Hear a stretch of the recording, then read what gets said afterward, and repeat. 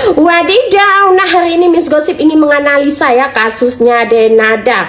Denada sampai hari ini belum memberikan klaim anak kandung terhadap Reza. Padahal Reza telah menyatakan ia tidak ingin kasus ini berlarut-larut semakin panjang, semakin melebar, karena yang ia butuhkan hanya sebuah klaim anak kandung dari Denada.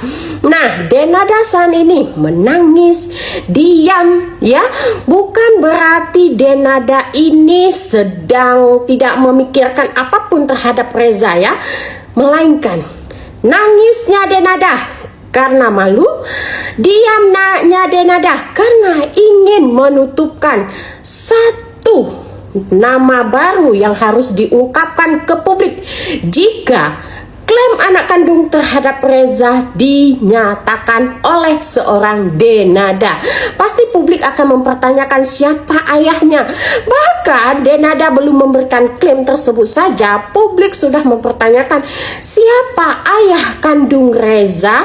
Nah, nama tersebutlah tidak ingin diungkapkan oleh Denada. Lalu Denada sangat memikirkan reputasinya. Ia memikirkan jika ia menyebutkan nama baru tersebut, lalu ia harus berseteru dengan nama tersebut. Dia takut reputasinya hancur, guys.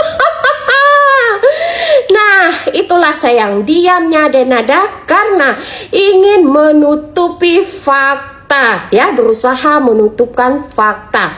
Tapi ingat sayang, kebenaran selalu akan memilih jalannya ya. Meskipun kebenaran dihindari di awal, dihilangkan di awal, ditunda di awal, tapi selalu menemukan jalannya. Saran Miss Gosip buat Denada cuma satu: jadilah ibu peri buat Reza. Ketika Aisyah sakit, Anda bisa sigap memposisikan diri Anda seolah-olah Anda adalah ibu peri buat anak. Ya, itu karena kita seorang ibu. Lah, Reza juga saat ini membutuhkan sosok ibu. Anda bisa mengakui kesalahan Anda kepada Reza. Bisa Anda mengakui bahwasanya saat itu ibu tidak ada kekuatan untuk merangkul anak ya, tidak diberikan izin untuk mengambil keputusan untuk merangkul Reza. Nah, saat ini siapa yang harus Anda takutkan? Ibunda sudah meninggal, suami sudah bercerai. Siapa yang harus Anda takutkan?